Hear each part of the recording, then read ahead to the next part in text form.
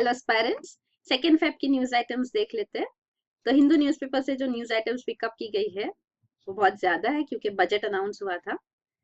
तो हम इसको डिटेल में देखेंगे, प्लस जो और न्यूज आइटम्स है वो भी कवर करेंगे। तो पहले बजट। बजट क्या होता है? तो ये बजट जो टर्म है ये फ्रेंच वर्ड है, बजट उसमें से डिराइव किया गया है। तो इसको लेदर बैग, इसका मतलब होता है लेदर बैग या वॉलेट। तो ये जो बजट फर्स्ट टाइम अनाउंस हुआ था इन फ्रांस, तो वहां पे जो मिनिस्टर ने ये निकाला था डिटेल डॉक्यूमेंट, वो उन्होंने ये लेदर बैग से निकाला था, इसलिए उसको नाम बजट दिया गया। तो budget actually annual financial statement होता है। कॉन्स्टिट्यूशन में भी, इंडियन कॉन्स्टिट्यूशन में हमारे आर्टिकल 112 के अंदर इसको कवर किया गया है और टर्म बजट नहीं यूज किया गया है, हम यूज करते हैं टर्म एनुअल फाइनेंशियल स्टेटमेंट। तो ये बजट जो है वो गवर्नमेंट का आने वाले साल के लिए, फाइनेंशियल ईयर के लिए पूरा डिटेल्ड उनके रिसीट्स और एक्सपेंडिचर्स के डिटेल्स देता है। तो कैसे गवर्नमेंट रिसीट्स आएगी और कहाँ कहाँ पे वो एक्सपेंडिचर करने का प्लान कर रहे हैं और उनका बैलेंसिंग करके पूरा बजट बनता है। तो ये बजट हर साल शेड्यूल होता है, अनाउंस होता है, और इस साल थोड़ा जल्दी अनाउंस हुआ है। तो हर साल इसका announcement last working day of Feb को होता है, पर इस साल इसको फर्स्ट फेब को ही अनाउंस किया गया। तो ये बजट प्रीपोन करने का रीजन हम पहले भी डिस्कस कर चुके हैं। तो ये रीजन ये था कि बजट पास करना लेजिस्लेचर का काम है, तो वो कंप्लीट होने के लिए थोड़ा टाइम लगता है। तो जब बजट लेट अनाउंस होता है तो बजट एक्चुअली पास करना, ये जो एनुअल फाइनेंशियल स्टेटमेंट है जो हम डिस्कस कर रहे हैं आर्टिकल 112 के अंदर, तो बजट पास करना मतलब दो बिल्स पास करने होते हैं। तो एक होता है अप्रोप्रिएशन बिल और एक होता है फाइनेंस बिल। तो फाइनेंस बिल में ये बताते हैं कि फाइनेंसेस कहाँ से आ रहे हैं, तो वो डिटेल पूरा होता है। अप्रोप्रिएशन मीन्स कहाँ पे अप्रोप्रिएट किए जा रहे हैं, कहाँ पे ये एक्सपेंडिचर होने वाले। तो दोनों बिल जब पास होते हैं मतलब बजट पास हुआ है।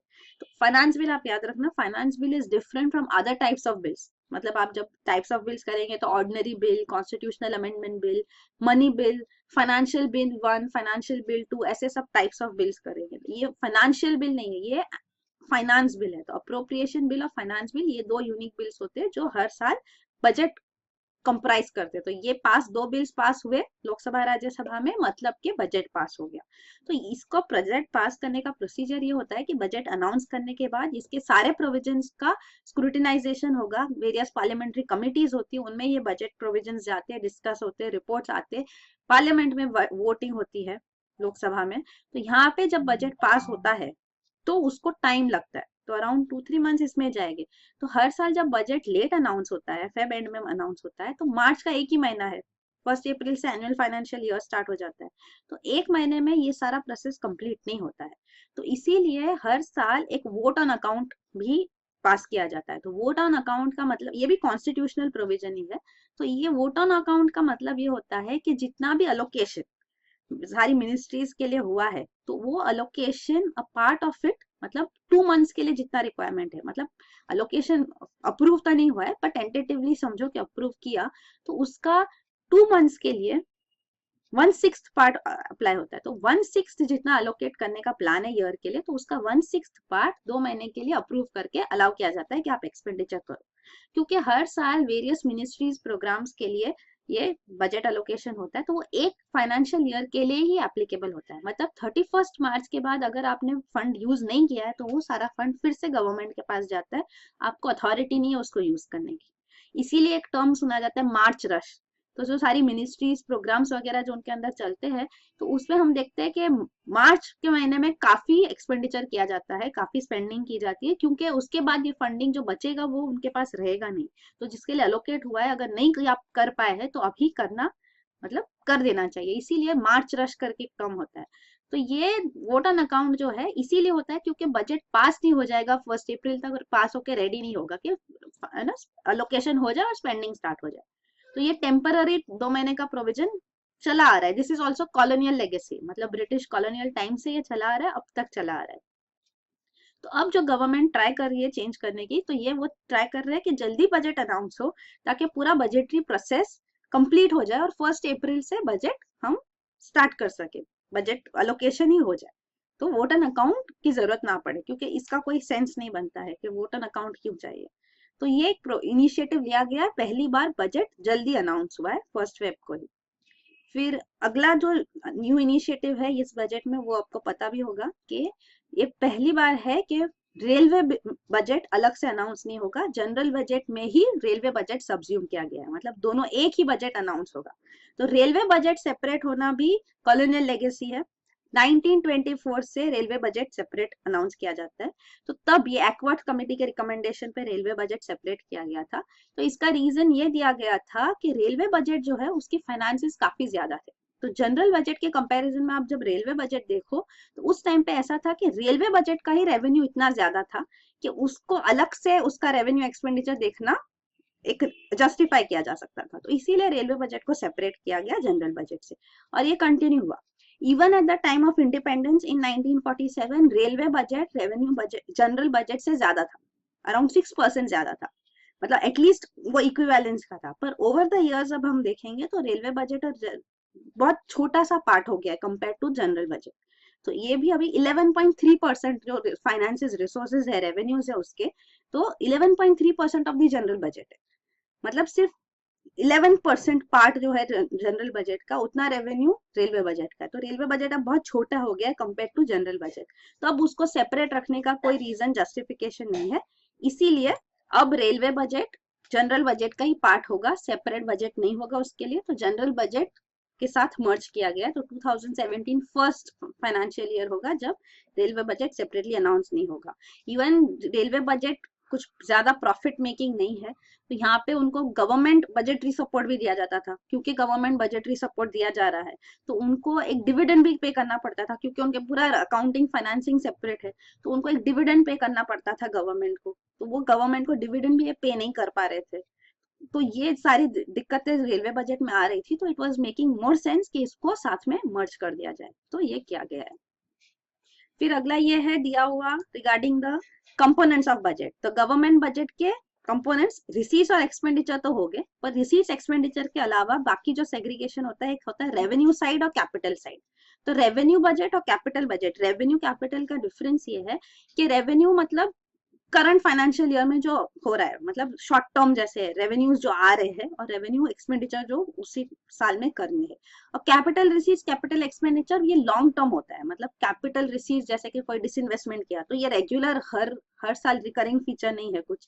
कैपिटल एक्सपेंडिचर भी अगर कोई इंफ्रास्ट्रक्चर के लिए इन्वेस्ट किया वगैरह, तो ये कैपिटल एक्सपेंडिचर बोले जाते हैं। तो ये दो साइड होती है रिसीट्स एक्सपेंडिचर के अलावा भी। तो ये रेवेन्यूज जैसे टैक्स नॉन टैक्स रेवेन्यू होगा। एक्सपेंडिचर में प्लान नॉन प्लान एक्सपेंडिचर कहा जाता है। तो ये प्लान नॉन प्लान एक्सपेंडिचर का डिफरेंशिएशन भी गवर्नमेंट चाहती है कि इसको अभी अबॉलिश किया जाए। तो ये रिकमेंड काफी कमिटीज की रिकमेंडेशन के बाद ये भी अभी अबॉलिश किया गया। डिफरेंस ये है कि प्लान एक्सपेंडिचर मतलब जो प्लान करके स्कीम्स प्रोग्राम्स अनाउंस करके उनके लिए एक्सपेंडिचर किया जाए, और नॉन प्लान एक्सपेंडिचर ये होता है जैसे कि अगर सैलरीज पे करनी है गवर्नमेंट एम्प्लॉयज को, पेंशन पे किया जाता है, लोन लिया गया है तो उसके इंटरेस्ट पे करने, तो ये तो होना ही है, इसके लिए कोई प्लान करने की जरूरत नहीं, तो इसीलिए इसको नॉन प्लान एक्सपेंडिचर किया जाता है। तो ये प्लान नॉन प्लान एक्सपेंडिचर का सेग्रीगेशन वो नहीं चाहते हो, तो ये प्लानिंग कमीशन को भी ऑलरेडी अबॉलिश किया गया है, नीति आयोग को एस्टेब्लिश किया गया है, तो दे आर वांटिंग कि ये डिफरेंशिएशन भी अभी अबॉलिश हो जाए। तो ये भी हुआ है। ये आप देख सकते हैं नॉन प्लान एक्सपेंडिचर के मेन आइटम्स दिए गए, जैसे इंटरेस्ट पेमेंट है, डिफेंस सर्विसेज के लिए अलोकेशन करना ही है, सब्सिडीज है, सैलरीज है, पेंशन है, तो these are non plan expenditure. तो वो दिया गया, इधर डिटेल में दिया गया कि टैक्सेस जो रेवेन्यू है नॉन टैक्स रेवेन्यूज क्या होते हैं, और कैपिटल रिसीट्स गवर्नमेंट के लिए क्या होती है, जैसे डिसइन्वेस्टमेंट है, लोन जो गवर्नमेंट ने दिया उनको मिल रहा है तो कैपिटल रिसीट हो गया, रिकवरी हो रही है लोन की। बोरोइंग्स किया जाता है वो भी ऑफकोर्स कैपिटल रिसीट्स में आएगा, जो वो बोरोइंग्स करते हैं। ऐसे प्रोविडेंट फंड्स के जो पेमेंट्स होते हैं तो वो सारा गवर्नमेंट के पास ह्यूज फंड होता है, वो भी कैपिटल रिसीट्स में आता है। अब देखेंगे बजट के मेजर प्रोविजंस। तो सबसे पहले इंडिविजुअल इनकम टैक्स पेयर्स के लिए रिलीफ है। तो इनकम टैक्स में जो लोएस्ट स्लैब है 2.5 लाख टू 5 लाख, उनके लिए टैक्सेशन रेट था 10%, उसको हाफ कर दिया गया है, तो 5% इनकम टैक्स रेट लगेगा, पर्सनल इनकम टैक्स। ये मेन एक चेंज है, मेजर चेंज। तो ये इसलिए भी किया गया है क्योंकि ज्यादा लोग टैक्स नेट के अंदर आए तो कम टैक्सेशन रेट होगा, तो ज्यादा कंप्लायंस होगा, ज्यादा लोग टैक्स पे करेंगे, इनकम टैक्स रिटर्न्स फाइल करेंगे, तो ये इंपॉर्टेंट है। और इससे ऑफकोर्स रेवेन्यू लॉस होगा गवर्नमेंट को, तो उसके लिए उन्होंने एक एडिशनल 10% सरचार्ज लगाया है on the 50 lakh to 1 crore slab. तो 50 लाख टू 1 करोड़ स्लैब पे कोई सरचार्ज नहीं था। सरचार्ज होता है कि आप इनकम टैक्स पे कर रहे हो, इनकम टैक्स के साथ साथ आपको एक सरचार्ज ऑन दैट इनकम भी पे करना होगा, तो उसका 10% रेट होता है। और ऑलरेडी 15% सरचार्ज था फॉर द नेक्स्ट स्लैब। तो 1 करोड़ से ज्यादा जो इनकम टैक्स में आते, स्लैब में आते, उनके लिए 15% सरचार्ज टैक्स पे था ही, तो वो भी कंटिन्यू करेगा और एक और सरचार्ज ऐड किया है। रिबेट्स जो देते हैं तो रिबेट्स भी कंटिन्यू हो गए। तो 12,500 रिबेट मिलता था for all slabs of tax payers, पर 5 लाख तक के जो स्लैब में है तो उनके लिए जो रिबेट है, इनकम टैक्स रिबेट, उसको रिड्यूस किया गया है। तो वो ₹2,500 होगा 5 लाख और लेस के लिए। और जो अर्निंग्स 3.5 लाख तक जिनकी है, तो उनके 3.5 लाख से ज्यादा अर्निंग्स है, मतलब 3.5 लाख टू 5 लाख, उनके लिए रिबेट होगा। तो इनकम टैक्स रिबेट ये होता है कि आप इनकम टैक्स तो पे कर रहे हो, पर आपको और कोई लॉसेस हो गए हैं या आपको हाउसिंग लोन वगैरह कुछ पे करना है, ऐसे सब जो कंडीशंस होती है, तो उनमें उन केसेस में कंडीशंस दी गई है, तो उन केसेस में आप रिबेट क्लेम कर सकते हो, मतलब आपको वो रिफंड मिलता है, गवर्नमेंट रिटर्न देती है। तो कितना रिटर्न दे सकती है वो ये लिमिट्स होते हैं, तो यहाँ पे वो दी गई है। फिर दूसरा पॉइंट है कॉर्पोरेट टैक्स रेट कम किया गया है। 30% है कॉर्पोरेट टैक्स रेट, इसको कम किया गया है to 25% for small and medium enterprises जिनका एनुअल टर्नओवर 50 करोड़ तक है, तो उनके लिए इनका कॉर्पोरेट टैक्स रेट 25% होगा। तो इससे काफी सारी small and medium enterprises benefit होगी। अराउंड 96% जो स्मॉल एंड मीडियम एंटरप्राइजेस है उनका टर्नओवर कम ही होता है, तो इसीलिए ये उनको बेनिफिशियल होगा। तो ये जो सेक्टर है ये काफी अफेक्ट हुई है बिकॉज ऑफ डिमोनेटाइजेशन टू, तो ये एक इंसेंटिव दिया गया उनके लिए। फिर अगला है no additional indirect tax burden लाया गया है। तो मतलब इनडायरेक्ट टैक्सेस में जनरली चेंजेस आते हैं, ड्यूटीज कम की जाती है या बढ़ा दी जाती है, पर इस साल वो सब कुछ नहीं हुआ है ऑन वेरियस कमोडिटीज, क्योंकि एनीवे 1 जुलाई 2017 से goods and service tax implement होने वाला है, तो इसीलिए उसको अफेक्ट नहीं किया गया है। Only thing the taxes have been increased on sin goods. So sin goods मतलब होता है वो गुड्स जो हेल्थ के लिए या सोसाइटी के लिए बेनिफिशियल नहीं है, तो जैसे कि स्मोकिंग के लिए टबाको कंजम्पशन जो है, तो वो ऐसे गुड्स के ऊपर टैक्सेस इंक्रीज किए गए। फिर अगला है रिगार्डिंग सोशल सेक्टर प्रोग्राम्स। तो MGNREGA, Mahatma Gandhi national rural employment guarantee scheme के लिए अलोकेशन किया गया है, मेजर अलोकेशन किया गया है, that is highest in its history. 2005 से ये स्कीम इंप्लीमेंट की जा रही है, तो इसके लिए भी काफी अलोकेशन किया गया है। फिर अफोर्डेबल हाउसिंग को इंफ्रास्ट्रक्चर स्टेटस दिया गया है, तो इसकी वजह से जो government tax and subsidies, incentives वगैरह जो होती है वो ये सेक्टर को भी अब मिलेगी। फिर कैप डाला गया ऑन कैश ट्रांजेक्शन, मतलब आप कैश ट्रांजेक्शन, पेमेंट या रिसीट आप 3 लाख से ज्यादा कैश में नहीं कर सकते। अगर आप करोगे तो 100% पेनल्टी लगेगा, मतलब जितना आपने कैश ट्रांजेक्शन किया उतना आपको अमाउंट पेनल्टी में पे करना पड़ेगा। तो ये इनिशिएटिव लिया गया है टू कर्ब करप्शन।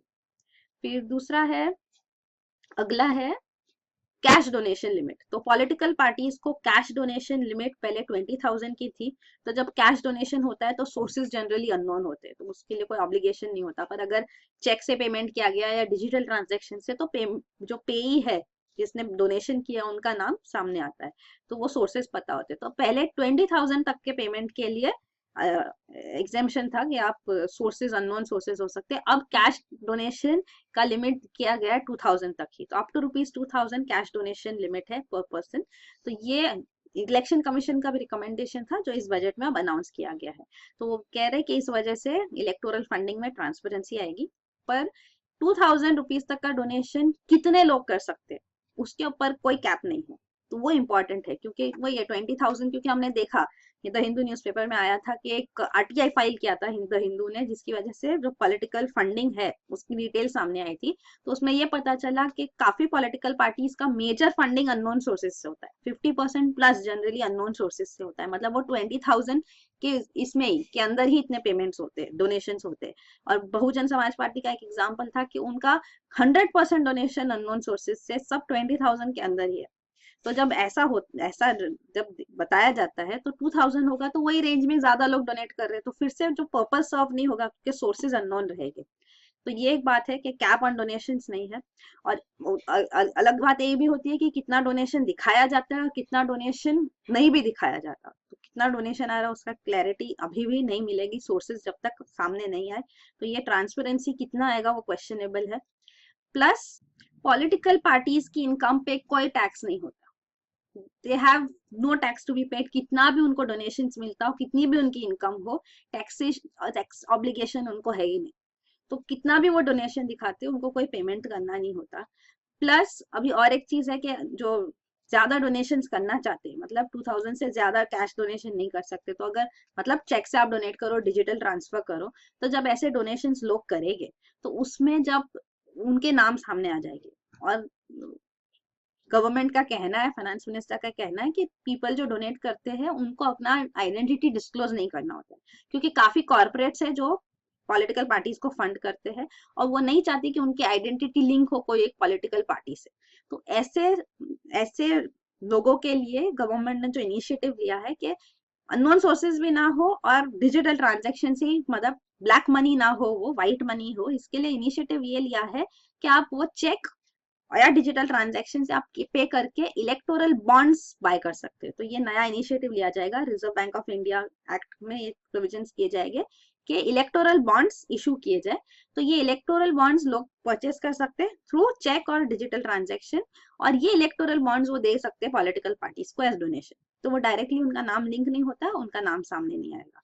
और ये इलेक्टोरल बॉन्ड्स को रिम्बर्स करने के लिए टाइम फ्रेम होगा, पॉलिटिकल पार्टीज कितने टाइम में इनको रिडीम कर सकते हैं।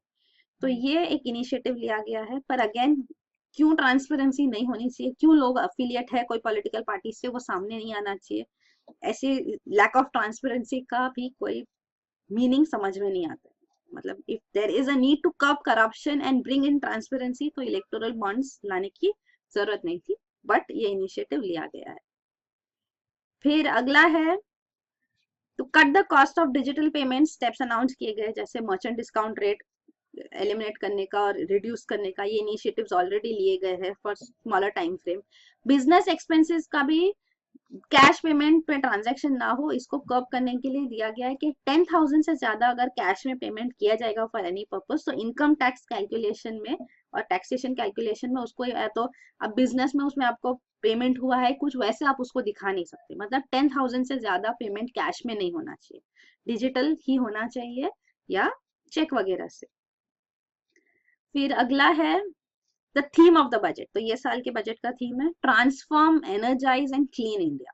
तो वो इनिशिएटिव्स लिए जाएंगे, प्रॉमिस किया गया है कि टफ लॉज लाए जाए कि जो बिग टाइम ऑफेंडर्स है, तो referring to even Vijay Mallya, economic offenders है जो कंट्री से भाग चुके हैं, तो उनको लॉ के पहुंच में लाने के लिए इनिशिएटिव्स लिए जाएंगे कि उनके एसेट्स कॉन्फिस्केट कर किए जा सके, ऐसे प्रोविजंस लाए जाएंगे।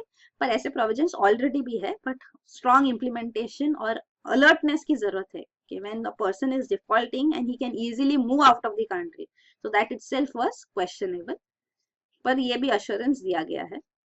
फिर अगला है एनपीएस के लिए, तो नॉन परफॉर्मिंग एसेट्स जो बैंक्स के पास है, तो इकोनॉमिक सर्वे में सजेस्ट किया गया था बैड बैंक पारा करके इनिशिएटिव लिया जाए, एसेट रिकंस्ट्रक्शन ऑर्गेनाइजेशन, ऐसे पब्लिक सेक्टर के लिए, पब्लिक बैंक्स के लिए। तो ये बैड बैंक जैसे कहा जाता है कि सारे जो नॉन परफॉर्मिंग एसेट्स है, मेजर नॉन परफॉर्मिंग एसेट्स, वो ये ले ले साथ में और उनको रिस्ट्रक्चरिंग के लिए इनिशिएटिव्स ले। तो ऐसा कोई इनिशिएटिव बजट में नहीं अनाउंस किया गया है, पर उन्होंने एनपीएस के लिए जो प्रोविजनिंग है उसको इंक्रीज किया है। मतलब कि बैंक्स कहाँ तक का नॉन परफॉर्मिंग एसेट्स बता सकती है और उसके लिए क्लेम कर सकती है प्रोविजंस। तो ये है, पहले 8.5% तक का नॉन परफॉर्मिंग एसेट्स के लिए आप प्रोविजनिंग क्लेम कर सकते थे, अब इसको 9.5% कर दिया गया है। तो ये भी एक रिलीफ है फॉर द बैंक्स। फिर अगला है रिकैपिटलाइजेशन ऑफ बैंक्स। तो बैंक्स नॉन परफॉर्मिंग एसेट्स की वजह से सफर करती है, उनके पास इनफ कैपिटल नहीं होता कि वो कर नो और क्रेडिट दे सके, लोन्स दे सके, तो इसीलिए रिकैपिटलाइजेशन की जरूरत होती है। तो इसके लिए 10,000 करोड़ फंडिंग अलोकेट किया गया है। और दूसरा है कि जो ये मतलब अगला है बैंक्स में जो इनको बैलेंस शीट्स में पेमेंट्स दिखानी होती है, तो इसमें बैलेंस शीट्स में उनको रिसीवेबल्स एक्चुअल बेसिस पे अब दिखानी होगी, ना कि एक्रुअल बेसिस जैसे पहले था। तो ये भी एक बेनिफिट है बैंक्स के लिए। तो ये एक्चुअल बेसिस और एक्रुअल बेसिस में फर्क ये होता है कि एक्रुअल बेसिस मतलब जब ये ड्यू है, तो अगर जैसे नॉन परफॉर्मिंग एसेट है, इसका इंटरेस्ट मतलब इंटरेस्ट पे नहीं किया जाए, अगर लोन पे 3 महीने तक कंटिन्यूसली इंटरेस्ट नहीं पे किया जा रहा है तो उनको नॉन परफॉर्मिंग एसेट्स कहा जाता है। तो अगर इंटरेस्ट ड्यू है इन दिस पर्टिकुलर मंथ्स और सो, तो वो तब ही उस बैलेंस शीट में आएगा कि ये इंटरेस्ट ड्यू है, तो ये आना चाहिए या ये जाना चाहिए, जो भी है। तो ये अक्रूअल बेसिस मतलब जब ड्यू है, और एक्चुअल बेसिस में जब बैलेंस शीट में अकाउंटिंग में तब आएगा जब एक्चुअली वो रिसीव होता है। तो इसकी वजह से ये रिसीवेबल्स जब ऐसे दिखाए जाएंगे इंटरेस्ट रिसीवेबल्स, तो उससे भी बैंक्स को बेनिफिट होगा कि एक्चुअल आइडिया मिले कि कितना नॉन परफॉर्मिंग एसेट आ रहा है, नहीं आ रहा है, और बैंक्स का बर्डन ईज हो सके। तो ये भी एक चेंज किया गया है। अगला है फार्मर्स इनकम को डबल किया जाएगा बाय 2022। ये ऑलरेडी अनाउंस किया गया था इन 2016 बजट, तो इसको अभी रीअश्योर किया गया है कि इन 5 years farmers income would be doubled. फिर अगला है प्रधानमंत्री कौशल केंद्र, तो ये स्किल डेवलपमेंट केंद्र है। तो ये 60 डिस्ट्रिक्ट्स में प्रेजेंटली है, इनको और 600 डिस्ट्रिक्ट्स में एस्टेब्लिश किया जाएगा। तो ये स्किल डेवलपमेंट के लिए है। तो स्किल इंडिया मिशन का ये एक इनिशिएटिव है, इसके लिए अलोकेशन किया गया है और एक्सपांशन होगा इसका। फिर ये और एक क्लास मेजर प्रोविजन है, तो ये है मल्टी स्टेट कोऑपरेटिव्स एक्ट जो है 2002 का, इसको अमेंड किया जाएगा ताकि जो रेगुलेटरी गैप्स लूप होल्स है उनको फिल किया जा सके। तो ये गवर्नमेंट कहती है कि पॉन्जाई स्कीम्स काफी लॉन्च हो रहे हैं। तो ये पॉन्जाई स्कीम्स क्या होते हैं? तो ये पॉन्जाई स्कीम्स का मतलब है कि जैसे कोऑपरेटिव सोसाइटी बैंक बन गई, तो वो पेमेंट्स लेते हैं लोगों से कि आप इसमें इन्वेस्ट करो, हमारी ये स्कीम है, आप इसमें इन्वेस्ट करो। तो लोग इन्वेस्ट करते हैं, छोटे अमाउंट्स भी वो लोग लेते हैं। तो इन्वेस्ट आप करो तो आपको रिटर्न्स काफी हाई मिलते हैं। जैसे आपने 100 रुपीज इन्वेस्ट किया तो आपको 20 रुपीज रिटर्न मिलेंगे। तो अगर हर महीना भी 20 रुपीज मिल रहे हैं, मतलब कि आपका 5-6 महीने में तो इजीली ये कवर हो गया। 5 महीने में 100 रुपीज आपको, आपका जो प्रिंसिपल अमाउंट है वही रिटर्न मिल गया। तो ये ऐसा ऐसा जो रिटर्न्स काफी हाई होते हैं बेसिकली इसमें। तो जब ऐसा होता है तो लोग इससे अट्रैक्ट होते हैं, उनको रिसीप्ट्स मिलती भी है, इनिशियल मंथ्स में रेगुलरली मिलती है, तो उनका अश्योरेंस भी आता है और वो समझते हैं ये अच्छी स्कीम है, इसमें और इन्वेस्ट करना चाहिए। तो वो लोग ज्यादा पैसा अपना इसमें इन्वेस्ट करते हैं और लोगों को भी बताते हैं, तो और लोग भी इसमें इन्वेस्ट करते हैं और सबको रिटर्न्स वो दिए जाते हैं। पर ये जो रिटर्न्स दिए जाते हैं, तो वो रिटर्न्स कोई जो मनी वो कलेक्ट करती है स्कीम में, वो कोई स्कीम कहीं इन्वेस्ट नहीं कर रही है जहां पे उनको प्रॉफिट हो रहा है, प्रॉफिट डिस्ट्रीब्यूट हो रहा है, ऐसा नहीं होता है। वो जो पैसा उन्होंने कलेक्ट किया उसी पैसे में से वो लोग रिटर्न्स देते जाते हैं। तो ऐसे करके ये स्कीम चलती है, मतलब वही पैसे में से ट्रांजेक्शन होते रहते हैं, मतलब लेन देन होता रहता है। तो इसकी वजह से क्या होता है कि ये लॉन्ग टर्म सस्टेनेबल नहीं है।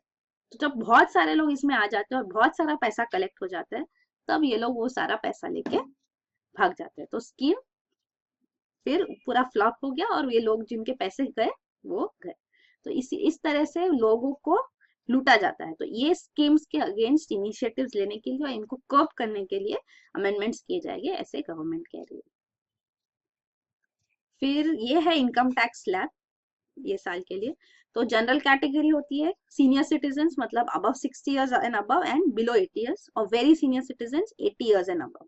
तो इनकम टैक्स रेट्स इनके लिए ऐसे है ये साल से। और पहले फीमेल्स की अलग कैटेगरी थी, पर ये लास्ट ईयर भी नहीं थी, तो अब ये जनरल कैटेगरी में मेल फीमेल्स आते हैं। तो अप टू 2.5 लाख तो इनकम टैक्स है ही नहीं। 2.5 लाख टू 3 लाख, एक्चुअली 5 लाख तक 5% है, पर up to 3 lakh senior citizen के लिए भी नहीं होता है। तो 3 लाख टू 5 लाख के लिए उनको 5% इनकम टैक्स रेट होगा, और वेरी सीनियर सिटीजन के लिए 5 लाख तक कोई टैक्स नहीं होता है। नेक्स्ट स्लैब के लिए 20% और 30% होता है। फिर अगला न्यूज आइटम है, ये बजट के आइटम्स है, तो कवरेज।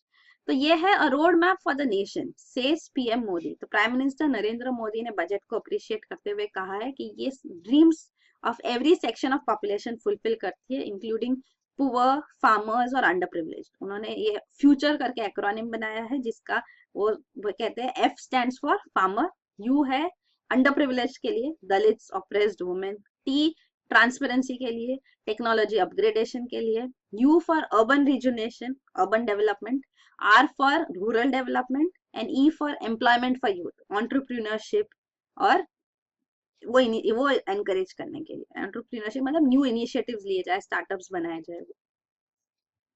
फिर अगला आइटम है ₹2000 ceiling for cash donation to parties. तो इसको डिटेल में देख लेते हैं, हमने काफी तो डिस्कस किया। तो ये इलेक्शन कमीशन की रिकमेंडेशन पे ये हुआ है। फाइनेंस मिनिस्टर कह रहे हैं कि मास डोनेशन, हम चाहते कि मास डोनेशन हो, मतलब कम पैसा डोनेट हो लेकिन बहुत ज्यादा लोग डोनेट करें, इसलिए ये इनिशिएटिव लिया जा रहा है कि 2000 ही पर बहुत लोग डोनेट करें। अब वो बहुत लोग हो गए कि एक ही एंटिटी काफी सारे नाम देगी और ये डोनेशन हो गए, वो प्रूव नहीं हो पाएगा वो तो, पर ठीक है। और बेनिफिट्स मिलते हैं, जो डोनर्स होते हैं उनको भी टैक्स बेनिफिट्स मिलते हैं, और पॉलिटिकल पार्टीज के लिए तो कंप्लीट टैक्स एग्जेम्पशन है, तो वो तो होगा ही। इलेक्टोरल बॉन्ड्स जो इनिशिएट किए जाएंगे, तो आरबीआई एक्ट अमेंड होगा, तो इलेक्टोरल बॉन्ड्स फिर इशू किए जाएंगे, तो ये नोटिफाइड बैंक्स इशू करेगी, डोनर ये बाय करेंगे थ्रू डिजिटल पेमेंट्स और थ्रू चेक, और ये पॉलिटिकल पार्टीज को देंगे जो ये रिडीम कर सकते हैं एक शॉर्ट टाइम फ्रेम में। तो इसका पूरा डिटेल्स आएगा बाद में। तो ये है, bonds would be redeemable only in a notified account of the political parties. तो अकाउंट भी उनको नोटिफाई करना होगा जिसमें ये रिडीम हो इलेक्टोरल बॉन्ड्स, और ये इलेक्शन कमीशन को बताना होगा उनको।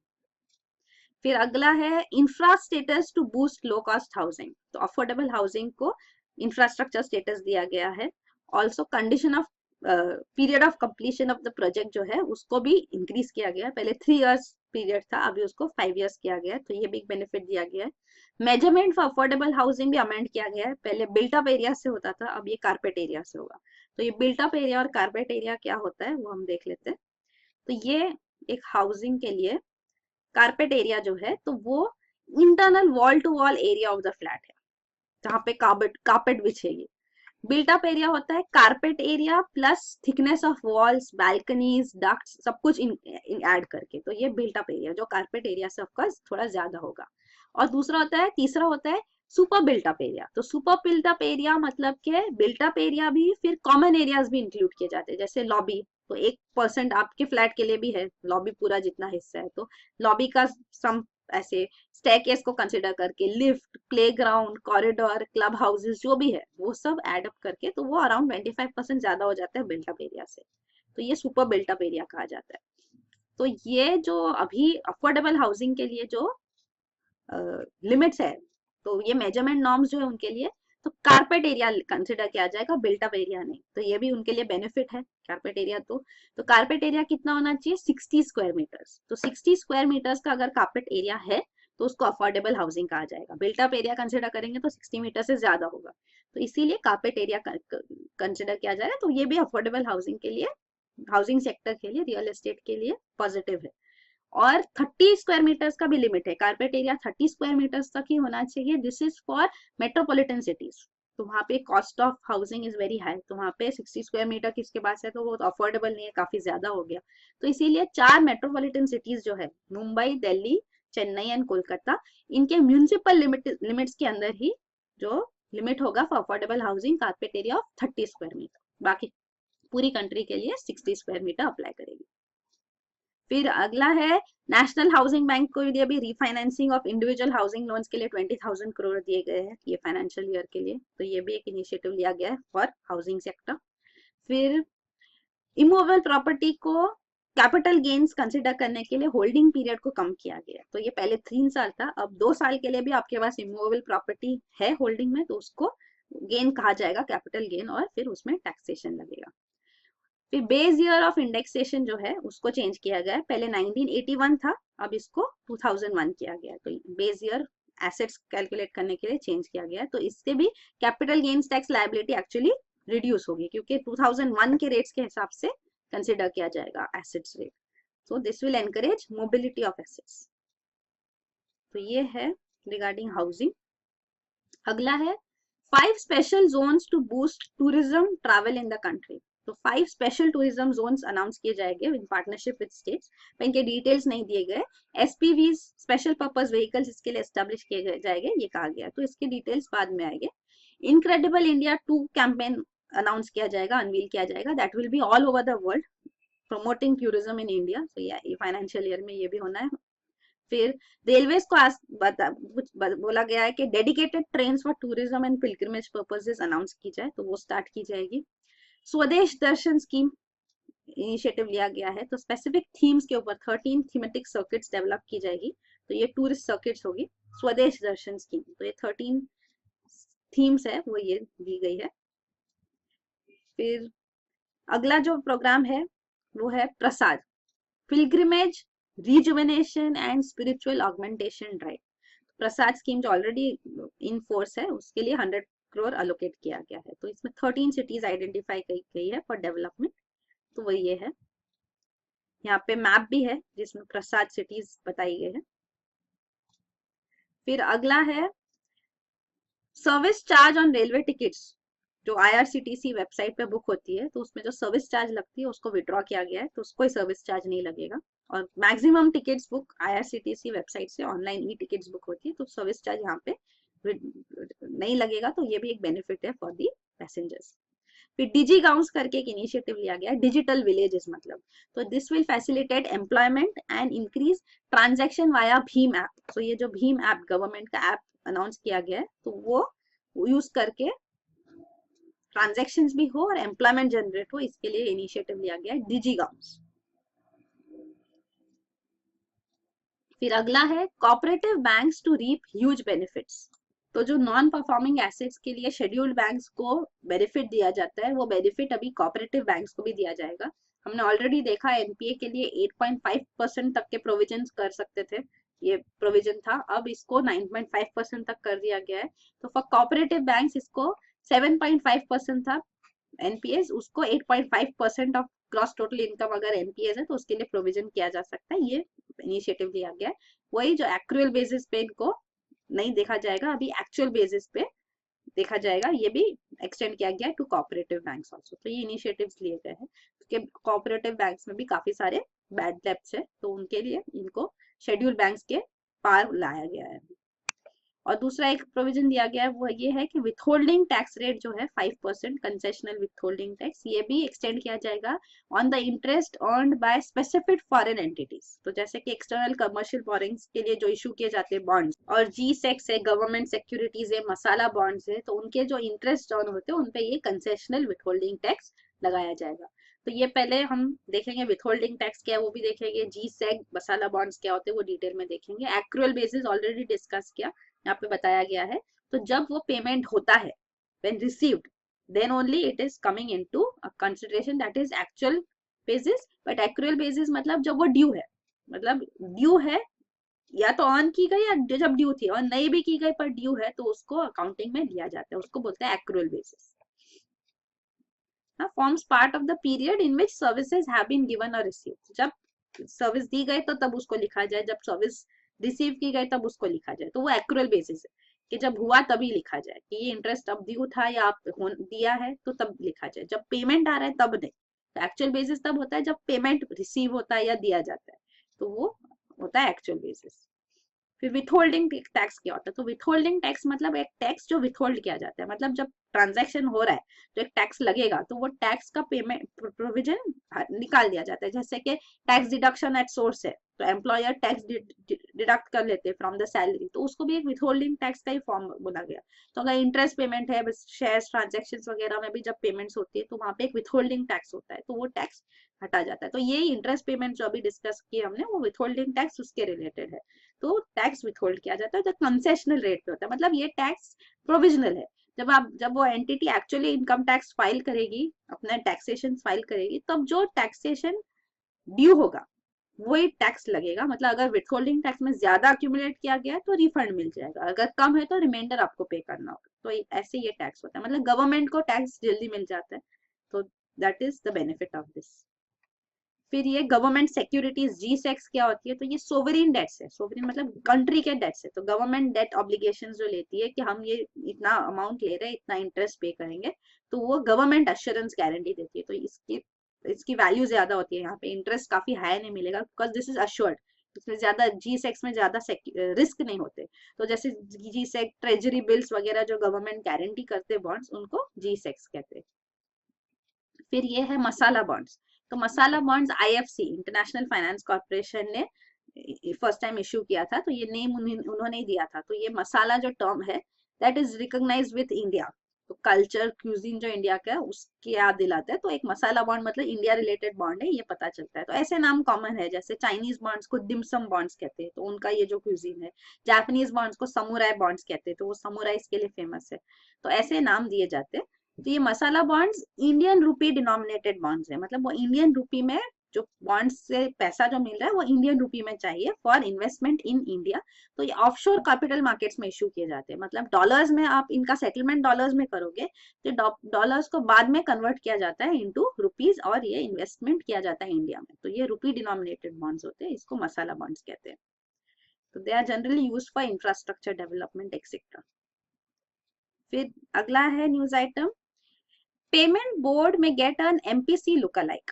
तो पेमेंट रेगुलेटरी बोर्ड बनाया जाएगा विद इन आरबीआई। तो पेमेंट रेगुलेटरी बोर्ड रिकमेंड किया गया था by committee on digital payments which is headed by finance secretary Ratan Watal. तो इनको वटल कमेटी भी कहते हैं। तो इन्होंने काफी सारे रिकमेंडेशंस दिए थे to promote digital payments in the country. तो उस टाइम पे इसको बनाया गया था कि रोड मैप बताए वो कि नेक्स्ट 3 इयर्स में डिजिटल ट्रांजेक्शन्स को कैसे इंक्रीज किया जाए। पर्सनल कंजम्पशन के जो डिजिटल ट्रांजेक्शन्स होते हैं वो 20% ऑफ ऑल हो, ये रोड मैप इसके लिए बताया जाए। तो उन्होंने कहा था कि पेमेंट रेगुलेटरी बोर्ड एस्टेब्लिश करना चाहिए इंडिपेंडेंट ऑफ आरबीआई, पर आरबीआई ने इसके ऊपर अपना डिसेंटिंग रिमार्क दिया था कि नहीं, पेमेंट रेगुलेटरी बोर्ड आरबीआई से अलग नहीं होना चाहिए, विद इन आरबीआई होना चाहिए। इंटरनेशनली भी यही नॉर्म होता है। तो अभी पेमेंट रेगुलेटरी बोर्ड बजट में अनाउंस किया गया है। It be set up with in RBI only. 6 member body होगी, जैसे मॉनेटरी पॉलिसी कमेटी एस्टेब्लिश की गई है, तो जो पिछले साल ही एस्टेब्लिश की गई for determining the interest rates. तो जो रेपो रेट अनाउंस होता था वो जनरली आरबीआई के डोमेन में था, आरबीआई इंडिपेंडेंटली अनाउंस करती थी। अब पिछले साल से 2016 ऑनवर्ड्स हमने मॉनेटरी पॉलिसी कमेटी करके बॉडी बनाया है। तो इनका मेन टास्क है कि इंटरेस्ट रेट अनाउंस करे, और टारगेट ये है, पर्पज ये है कि इन्फ्लेशन रेट कंट्रोल में रहे। तो इन्फ्लेशन रेट 4% टारगेट है विथ +-2% बैंड, मतलब 2% to 6% के रेंज में इंटरेस्ट रेट रहे, इन्फ्लेशन रेट रहे, ये टारगेट करते हुए उनको इंटरेस्ट रेट डिसाइड करना होता है। तो ये मॉनेटरी पॉलिसी कमेटी में 3 मेंबर्स आरबीआई के हैं और 3 मेंबर्स गवर्नमेंट के। तो it's a 6 member body chaired by RBI governor. तो ये वहाँ डिसीजंस मेजॉरिटी वोटिंग से लिया जाता है। आरबीआई गवर्नर के पास कास्टिंग वोट होता है, means he votes in case of a tie, और quorum minimum members who should be present out of 6 for decisions to be taken for the body to function, तो वो है 4 members. तो ये monetary policy committee जैसे establish की गई है, उसी लाइंस पे पेमेंट रेगुलेटरी बोर्ड भी एस्टेब्लिश किया जाएगा, मतलब 3 मेंबर्स आरबीआई से, 3 मेंबर्स गवर्नमेंट से होंगे। गवर्नर ऑफ आरबीआई जो होंगे वो चेयरमैन होंगे इस बोर्ड के। इवन डेप्यूटी गवर्नर जो होंगे वो भी incharge of payments and settlements, उनको भी यहाँ पे एक मेंबर होगा, और आरबीआई और एक मेंबर नॉमिनेट करेगी, और 3 मेंबर्स एक्सटर्नल मेंबर्स सेंटर से आएंगे। तो ये अनाउंस किया गया पेमेंट रेगुलेटरी बोर्ड। तो ये पेमेंट जो पेमेंट सिस्टम्स है उनको रेगुलेट करने के लिए बोर्ड है। तो डिजिटल ट्रांजेक्शन्स ये पेमेंट सिस्टम से होते हैं, तो वो इसके लिए ये payment regulatory board separately announce किया गया है। फिलहाल ये आरबीआई के अंडर ही आती है, अब सेपरेट बोर्ड बनाया जाएगा। फिर अगला न्यूज आइटम है, foreign investors get clarity on tax.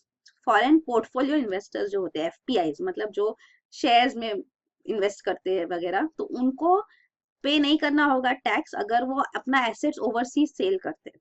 तो ये इनकम टैक्स एक्ट में अमेंडमेंट किया गया था 2012 में। तो टैक्सेशन लग रहा था अगर शेयर्स ट्रांसफर हो रहे तो फॉरेन एंटिटी, बट जो एसेट है अंडरलाइंग एसेट्स वो अगर इंडियन एसेट्स है तो टैक्स भरना पड़ेगा इन इंडिया। ऐसा ये चेंजेस अमेंडमेंट किया गया था इनकम टैक्स एक्ट को, टारगेटिंग वोडाफोन केस। तो वोडाफोन हचिसन एसआर जो ट्रांजेक्शन था जो ओवरसीज हुआ था और इंडिया में कोई टैक्स लायबल उनका नहीं हुआ था, तो ये लॉ कोई वायलेट नहीं कर रहा था, पर टैक्स अवॉइडेंस था ये।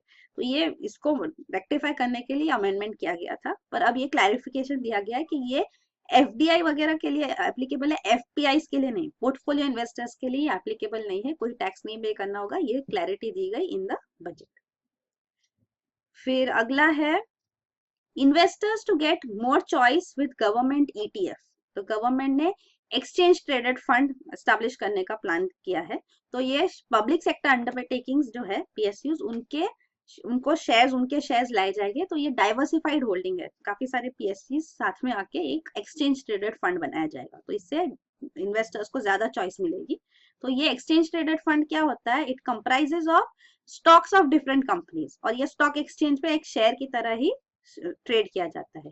तो ये भी जैसे शेयर सेल होते हैं पब्लिकली, वैसे ही ये पब्लिकली अवेलेबल होगा फर्स्ट सेल। तो गवर्नमेंट कहती है this will be a vehicle for further disinvestment of shares in public sector enterprises. तो आप देख सकते हैं ईटीएफ जो है ये स्टॉक और म्यूचुअल फंड के बीच का एंटिटी है। तो स्टॉक्स ट्रेडेबल है during the day, mutual fund जो होते हैं डाइवर्सिफाइड होते हैं, और ईटीएफ भी डाइवर्सिफाइड फंड्स है जो ट्रेड कर सकते हैं ऑन द स्टॉक्स। तो this is exchange traded funds. तो ये सेंट्रल पब्लिक सेक्टर एंटरप्राइजेस को एनकरेज किया जाएगा कि वो अपना डिसइन्वेस्टमेंट करे, डाइवर्स्ट करे। इंडिविजुअल एसेट्स है जैसे कोई लैंड है, मैन्युफैक्चरिंग यूनिट है, तो वो इसका एसेट वैल्यू डिटरमिन करके वो एक्सचेंज ट्रेडेड फंड में उसको लाया जा सके। तो नीति आयोग डिसाइड करेंगे कि कौन सा central public sector enterprises strategic cell के लिए नो आगे लाया जाए। तो स्ट्रेटेजिक सेल मतलब, जो स्ट्रेटेजिक टर्म का मतलब ये होता है कि पीएसयूज में अगर गवर्नमेंट का मेजॉरिटी शेयर है, जैसे अगर 50% प्लस शेयर है किसी का, तो उसके पास मेजॉरिटी स्टेक है, तो वोटिंग से जब डिसीजंस दिए जाएंगे तो उनका से वैल्यू करेगा, उनका ही से वैल्यू करेगा। तो ये स्ट्रेटेजिक एसेट है आपके पास। तो जब आप डिसइन्वेस्टमेंट इतना परसेंटेज तक करते हैं कि आपका 50% से कम हो जाएगा शेयर, तो आप स्ट्रेटेजिक सेल कर रहे हैं। तो उसका मतलब गवर्नमेंट स्ट्रेटेजिक सेल कर रही है। तो नीति आयोग डिसाइड करेगी कौन से सीपीएससीज में स्ट्रेटेजिक सेल किए जाए। और उन्होंने ये भी कहा है कि ये तो रीनेमिंग ऑलरेडी हो चुका है, डिपार्टमेंट ऑफ डिसइन्वेस्टमेंट को रीनेम किया गया है department of investment and public asset management. तो ये उनका नया नाम है। फिर अगला न्यूज आइटम है centre to push connectivity to aid digital life. तो ये है भारत नेट प्रोजेक्ट। तो पहले इसको NOFN national optical fibre network ये नाम था, अभी इसको नाम दिया गया है भारत नेट प्रोजेक्ट। सो ये ऑलरेडी इन फोर्स है और इसके लिए 10,000 करोड़ अलोकेट किए गए इन द प्रेजेंट बजट। तो ये इसका पर्पस ये है कि ऑप्टिकल फाइबर मतलब ब्रॉडबैंड कनेक्टिविटी लाया जाए इन ग्राम पंचायत। तो 2 लाख ग्राम पंचायत कंट्री के जो है उनको ब्रॉडबैंड कनेक्टिविटी दी जाए। तो इसका इनिशियल कॉस्ट 20,000 करोड़ था, अभी 10,000 करोड़ इस बजट में दिया गया, लोकेट किया गया है। और एक इनिशिएटिव जो हमने ऑलरेडी डिस्कस भी किया, डिजी गांव करके, तो डिजी गांव करके इनिशिएटिव लिया गया। तो telemedicine, education, skill development, digital technology लोगों तक पहुंचे, भीम ऐप यूटिलाइजेशन हो, इसके लिए ये इनिशिएटिव लिया गया है। और एक इनिशिएटिव है computer emergency response team financial sector के लिए एस्टैब्लिश की जाए। तो CRT टीम तो है, पर ये फाइनेंशियल सेक्टर के लिए और एक सेटअप की जाए, तो CERT-FIN ये एस्टैब्लिश की जाएगी। तो ये है रिगार्डिंग डिजिटल ट्रांजैक्शंस। तो ये भारत नेट के बारे में है, ब्रॉडबैंड कनेक्टिविटी टू ग्राम पंचायत। फिर अगला है centre two phase out 2 decade old FIPB। So foreign investment promotion board जो 1993 में एस्टैब्लिश किया गया था व्हेन इकोनॉमिक लिबरलाइजेशन हुआ। तो जब फॉरेन इन्वेस्टर्स को इनवाइट किया गया कि इंडिया में इन्वेस्ट कर सके, तो जो फॉरेन इन्वेस्टमेंट्स आ रहे थे तो 2 रूट्स होते, एक तो ऑटोमेटिक रूट पे है, तो जो सेक्टर्स में जितना परसेंटेज तक ऑटोमेटिक रूट में अलाउड है वो ऑटोमेटिक रूट से लेते थे, और दूसरा था अप्रूवल रूट। तो ये प्रायर अप्रूवल रूट था, वो FIPB से रूट होते थे। मतलब FIPB इनको स्क्रूटिनाइज करेगी, अप्रूव करेगी, तो ये इन्वेस्टमेंट किया जा सकेगा। तो ये 2 रूट्स थे। तो ये FIPB एक सिंगल विंडो क्लियरेंस मैकेनिज्म था फॉर फॉरेन इन्वेस्टर्स अप्रूव करने के लिए। तो फिलहाल ये FIPB का पर्पस काफी कम हो गया है, क्योंकि more than 90% of FDI automatic route से ही आता है। तो इसीलिए गवर्नमेंट ने बजट में अनाउंस किया है कि FIPB को अभी रैप अप किया जाएगा, तो it be phased out in this financial year. फिर अगला है centre to list 3 railway PSCs, मतलब पब्लिक सेक्टर अंडरटेकिंग्स है जो रेलवे की। एक है केटरिंग एंड टिकटिंग के लिए IRCTC, दूसरा है finance outfit Indian railway finance corporation IRFC, और कंसल्टेंसी आर्म जो है अर्कॉन। तो इन तीनों PSUs को शेयर्स इनके लिस्ट किए जाएंगे ऑन द स्टॉक मार्केट। तो ये इनिशिएटिव लिया जाए। तो गवर्नमेंट चाहती है कि कंसोलिडेशन, मर्जर एंड एक्विजिशन हो to strengthen the public sector enterprises. फिर अगला है public private partnership in focus. तो गवर्नमेंट ने कहा है कि PPP पे फोकस किया जाएगा फॉर इंक्रीजिंग कनेक्टिविटी ट्रांसपोर्टेशन। तो लास्ट माइल कनेक्टिविटी के लिए भी काफी सारे इनिशिएटिव्स लिए जाएंगे। मेट्रो रेल एक्ट बनाया जाएगा जिस to rationalise the existing laws, वो कह रहे। एयरपोर्ट्स के लिए भी operation maintenance public private partnership mode में उसके लिए इनिशिएटिव्स लिए जाएंगे। सारे most infrastructure projects PPP mode में डेवलप किए जाएंगे, ऐसे फोकस होगा, ये अनाउंस किया गया। Infrastructure gets a major boost. तो जो 10 पॉइंट पैकेज गवर्नमेंट ने अनाउंस किया है, transform, energise and cleanse India, उसमें 5th कंपोनेंट जो ये पैकेज का है वो है ट्रांसपोर्ट। तो इसके लिए इंफ्रास्ट्रक्चर सेक्टर को मेजर पुश किया गया है। तो वो इंटीग्रेटेड कह रहे हैं कि सब में इन्वेस्ट करेंगे, ट्रांसपोर्ट मतलब रेल्स, रोड, शिपिंग, सबके लिए एक्सपेंडिचर अनाउंस किया गया है, अलोकेशन। सागरमाला प्रोजेक्ट के लिए भी अलोकेशन हाइक किया गया है। ये सागरमाला प्रोजेक्ट जो था, this is for development of ports. तो around 200 small and big ports है वो भी डेवलप किए जाएंगे, जो 12 सेंट्रली ऑपरेटेड पोर्ट्स है वो भी डेवलप किए जाएंगे, स्टेट ऑपरेटेड पोर्ट्स। तो और उनके हिंटरलैंड को भी डेवलप किया जाएगा। तो major minor ports plus rail road connectivity, coastal networks, ये सब भी डेवलप किया जाएगा। और फिर कोस्टल इकोनॉमिक जोन्स डेवलप किए जाएंगे। तो कोस्टल पोर्ट बेस्ड एसईजेड्स डेवलप किए जाएंगे, कोस्टल टूरिज्म प्रमोट किया जाएगा। ये सारे प्रोविजन है अंडर दिस सागरमाला प्रोजेक्ट। तो वो ये है। फिर अगला आइटम है government to assess learning outcomes in school. तो बजट में अनाउंस किया गया है कि एनुअल लर्निंग आउटकम्स एक मेथड, इसके लिए मेजर एस्टैब्लिश किया जाएगा फॉर स्कूल्स। तो इसके अंदर फ्लेक्सिबिलिटी होगी कि करिकुलम क्रिएटिविटी को भी प्रमोट किया जाए, लोकल इनोवेशन कंटेंट को भी प्रमोट किया जाए और साइंस एजुकेशन को एम्फसाइज किया जाएगा। तो ये एनुअल लर्निंग आउटकम्स डिसाइड किए जाएंगे to measure learning as such. तो ये एक इनिशिएटिव है। सेकेंडरी एजुकेशन के लिए इनोवेशन फंड एस्टैब्लिश किया जाएगा। तो again to encourage local innovation और यूनिवर्सल एक्सेस हो एजुकेशन के लिए, जेंडर पैरिटी आ सके, क्वालिटी इंप्रूवमेंट के लिए ये फंडिंग दी जाएगी। एंड इनोवेशन फंड है तो आईसीटी एनेबल्ड लर्निंग भी इसके अंदर इंक्लूडेड है, मतलब information and communication technology use करके। तो ये फंड एस्टैब्लिश किया जाएगा। फिर दूसरा विथ रिस्पेक्ट टू एजुकेशन है, फॉर हायर एजुकेशनल इंस्टीट्यूशंस उनका एडमिनिस्ट्रेटिव एकेडमिक ऑटोनॉमी कैसे दिया जाएगा, उसको लिंक किया गया है on outcome based accreditation and credit based programmes. तो ये फ्रेमवर्क पूरा रिवाइज किया जाएगा, बनाया जाएगा, उसके बेसिस पे एडमिनिस्ट्रेटिव और एकेडमिक ऑटोनॉमी दी जाएगी, एक्रेडिशन के बेसिस पे, मतलब रैंकिंग के बेसिस पे। फिर अगला न्यूज आइटम है budget to have major ramifications on skilling. तो प्रधानमंत्री कौशल केंद्र हमने ऑलरेडी देखा, 60 ऑलरेडी है, 600 डिस्ट्रिक्ट्स को और एक्सटेंड किया जाएगा फॉर बेंचमार्क स्किलिंग इंफ्रास्ट्रक्चर। उसके अलावा और एक न्यू प्रोग्राम अनाउंस किया गया है, संकल्प। तो this is providing market relevant training to youth, ये है। फिर उसके अलावा तीसरा जो इनिशिएटिव है उसका और एक फेज इनिशिएट किया जाएगा, स्ट्राइव। तो ये है skill strengthening for industrial value enhancement. तो ये है फोकस कर रहा है on skill strengthening in ITIs. तो मतलब वोकेशनल ट्रेनिंग इंस्टीट्यूट जो है, यहाँ पे स्किल डेवलपमेंट के लिए, क्वालिटी इंप्रूवमेंट के लिए, मार्केट रेलेवेंस लाने के लिए इनिशिएटिव लिया जाएगा ये। तो ये अप्रेंटिसशिप प्रोग्राम्स जो होते हैं उनको स्ट्रेंथन करने के लिए ये प्रोग्राम है। तो ये स्किल इंडिया के प्रोग्राम्स 3 है जिनके लिए एलोकेशन किया गया है इन द बजट। फिर अगला न्यूज आइटम है farm sector gets more crop insurance raised. तो फार्म सेक्टर के लिए ऑलरेडी हमने देखा कि फोकस किया गया है कि 4.1% एग्रीकल्चर ग्रोथ रेट होगा for the current financial year. पर कैसे होगा वो डिटेल्स नहीं दी गई है। उन्होंने प्रॉमिस किया है कि जो लास्ट ईयर भी अनाउंस किया गया था कि 5 इयर्स में फार्मर इनकम डबल की जाएगी, तो वो फिर से फोकस में लाया जाएगा। फसल बीमा योजना, प्रधानमंत्री फसल बीमा योजना का कवरेज इंक्रीज किया जाएगा। तो 2016-17 में 30% ऑफ क्रॉप एरिया कवर किया गया था, अभी इस साल इसको 40% तक एक्सटेंड किया जाएगा और 18-19 तक half the crop area of the country इसके कवरेज में होगा। तो प्रधानमंत्री फसल बीमा योजना भी क्या है हम डिटेल में देखेंगे। इसके अलावा एक इरिगेशन फंड एस्टैब्लिश किया जाएगा for under NABARD, national bank for agriculture and rural development. तो इसका कॉर्पस भी दिया गया है, तो 20,000 to 40,000 करोड़ इसका कॉर्पस होगा। फिर नाम, नेशनल एग्रीकल्चर मार्केट, तो ई नाम करके बनाया जाएगा for linking of all the markets, agricultural markets, APMC को लिंक किया जाएगा। इवन डेयरी प्रोसेसिंग फंड जो है एस्टैब्लिश किया जाएगा इन नारपाट, ये भी इनिशिएटिव लिया जाएगा। ये प्रधानमंत्री फसल बीमा योजना मतलब एग्रीकल्चर इंश्योरेंस के लिए जो प्रोग्राम था, तो मतलब प्रीमियम मिनिमम हो, इंश्योरेंस मैक्सिमम हो, ये उसकी ऑब्जेक्टिव है। तो फार्मर कंट्रीब्यूशन प्रीमियम को होगा और गवर्नमेंट भी अप्रोप्रिएट प्रीमियम उसमें कंट्रीब्यूशन करेगी।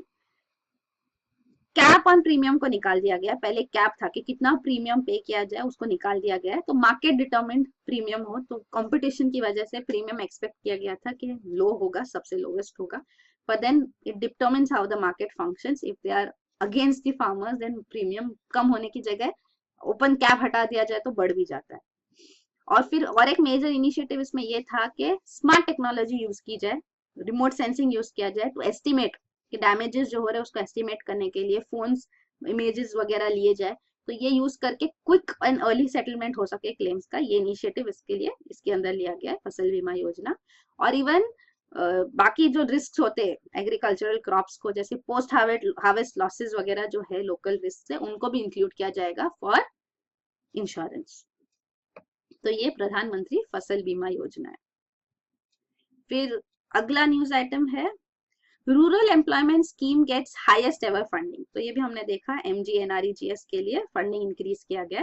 पहले इसको डिस्क्राइब किया गया था by prime minister Narendra Modi as living monument of UPA's failure, पर अब इस बजट में इसको हाईएस्ट अलोकेशन एवर दिया गया 48,000 करोड़ का सिंस इट्स इंसेप्शन। तो ये 2005 में यूपीए गवर्नमेंट ने इनिशिएट किया था। So this is livelihood security programme के रूरल एरिया में जो एडल्ट अनस्किल्ड वर्क के लिए, मैनुअल वर्क के लिए अपना नाम देते हैं विलिंगली, तो उनको 100 डेज ऑफ गारंटीड वर्क मिलेगा, मैनुअल वर्क, और उनको वेजेस मिलेंगे अकॉर्डिंगली। जिन डेज के लिए उनको एम्प्लॉयमेंट नहीं मिलता है तो उन दिनों के लिए भी उनको कंपेंसेटरी पेमेंट किया जाएगा, अनएम्प्लॉयमेंट वेज। तो ये इनिशिएटिव लिया गया था। तो इसके अंदर नोटिफिकेशन भी अभी किए गए हैं, तो डिजिटल स्क्रूटिनी इस पर किया जाएगा कि फंड्स जो दिया जाता है तो कैसे यूटिलाइज हो रहे हैं।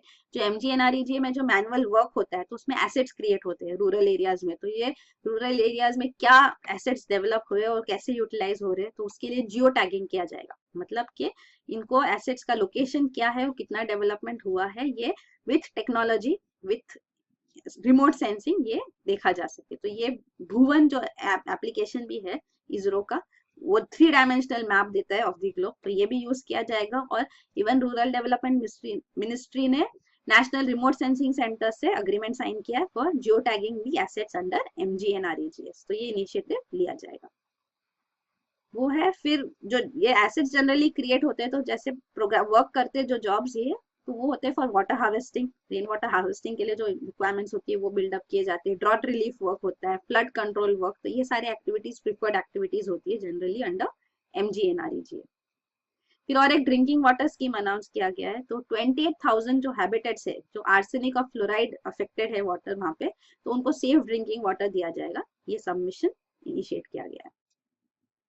फिर अगला न्यूज आइटम है health related, marginal increase in health funding, unrealistic targets ahead. तो बजट में हेल्थ के लिए इनिशिएटिव जो लिए, तो एक्शन प्लान वो कह रहे हैं कि हम प्रिपेयर किया गया by the government to eliminate kala azar and filariasis by 2017, leprosy eliminate होगा by 2018, measles by 2020, tuberculosis by 2025। पर ये अभी कितना फिजिबल है और ये अचीवेबल टारगेट्स है वो अलग बात है, क्योंकि अलोकेशन ज्यादा कुछ हुआ नहीं है। वर्ल्ड हेल्थ ऑर्गेनाइजेशन के एस्टिमेट के हिसाब से भी वो कह रहे हैं कि इंडिया 2050 तक भी टीबी को एलिमिनेट नहीं कर पाएगा। तो अब ये कैसे अचीव होगा वो अलग बात है।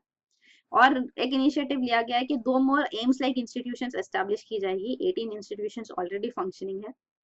फिर कंडीशनल कैश ट्रांसफर स्कीम और एक इनिशिएटिव लिया गया है जो प्राइम मिनिस्टर नरेंद्र मोदी ने on the eve of new year announce किया था कि 6,000 कैश ट्रांसफर होगा directly to the bank account of pregnant women जो इंस्टीट्यूशनल डिलीवरी के लिए जाती है और वैक्सीनेट करते हैं अपने चिल्ड्रन को। तो ऑलरेडी एक कंडीशनल कैश ट्रांसफर स्कीम है सिमिलर लाइंस पे for financial assistance for institutional deliveries, ये जननी सुरक्षा योजना है। तो उसके अलावा ये और एक स्कीम अनाउंस की गई है और इसके लिए अलोकेशन दिया गया है। फिर अगला न्यूज आइटम है state run oil firms to take on global majors. तो स्टेट रन ऑयल फर्म्स जो है इंडिया में, तो अपस्ट्रीम और डाउनस्ट्रीम ऑयल फर्म्स है। तो अपस्ट्रीम मतलब के जो ये एक ऑयल एक्सट्रैक्शन वगैरह के लिए जो काम करते हैं, जैसे ONGC, गेल, OIL, तो ये अपस्ट्रीम ऑयल फर्म्स है, पब्लिक सेक्टर अंडरटेकिंग्स। और डाउनस्ट्रीम ऑयल फर्म्स जो है जो रिफाइनिंग के लिए वर्क करती है, मार्केटिंग ऑफ ऑयल पेट्रोलियम, तो HPCL, BPCL, इंडियन ऑयल, ये major upstream downstream oil firms है। तो जनरली हम देखते हैं इंटरनेशनली जो private sector oil and gas companies है या पब्लिक सेक्टर भी ऑयल एंड गैस कंपनीज है वो मर्ज होती है, मतलब इंटीग्रेटेड होती है। अपस्ट्रीम डाउनस्ट्रीम एक्टिविटीज वो मर्ज करके एक एंटिटी बनाते हैं। तो यहाँ पे बजट में ये भी प्रपोज किया गया है कि एक integrated public sector oil major बनाया जाए। तो ये सारे अपस्ट्रीम डाउनस्ट्रीम PSUs को अगर मर्ज किया जाए तो एक बड़ा इंटीग्रेटेड PSU बनेगा for oil sector which will be capable of taking all competition at the international level, तो ये हायर रिस्क ले सकेंगे, इकोनॉमीज ऑफ स्केल हो पाएगा, हायर इन्वेस्टमेंट डिसीजंस ले पाएंगे, और इवन स्टेक होल्डर्स को ज्यादा वैल्यू मिलेगी इनके एसेट्स की। तो ये इनिशिएटिव अनाउंस किया गया है। फिर अगला न्यूज आइटम है thrust on make in India and digitization. तो ड्यूटीज जो point of scale card readers पे, mobile point of sale cards है एक्सक्लूडिंग मोबाइल फोन्स और tablets, micro ATMs, fingerprint reader, scanner, iris scanner, इनके सबके ऊपर duties को एलिमिनेट हटा दिया गया, वेव किया गया है। इवन जो मैन्युफैक्चरिंग के लिए यूज किए जाते हैं पार्ट्स और कंपोनेंट्स, उनके इन सब के लिए उनके लिए ऊपर भी basic custom duty, countervailing duty वगैरह हटा दी गई है, एग्जेम्प्ट किया गया है। तो ये भी बजट में अनाउंस किया गया है। फिर allocation to defence sector increases marginally. तो डिफेंस सेक्टर के लिए मार्जिनल इंक्रीज ही हुआ है, काफी सारे एक्विजिशंस प्लान है पर उसके लिए फिर अलोकेशन नहीं किया गया। तो ये भी एक्सपर्ट्स ने क्वेश्चन रेज किया कि वो कैसे होंगे फिर। और दूसरा है कि one rank one pension scheme जो है अंडर दी डिफेंस सेक्टर, तो ये डिफेंस फोर्सेस के लिए ओरोप को इम्प्लीमेंट किया गया इन 2016, तो उसके लिए भी अलोकेशन दिया गया है। तो वन रैंक वन पेंशन का मतलब ये होता है, तो वन रैंक वन पेंशन का मतलब ये है कि जो भी डिफेंस पर्सनल जो रैंक पे रिटायर होते हैं तो उनको उतना ही पेंशन मिलना चाहिए। मतलब अभी फिलहाल ऐसा नहीं है, 2016 से ओरोप इम्प्लीमेंट किया गया, इससे पहले तक नहीं था।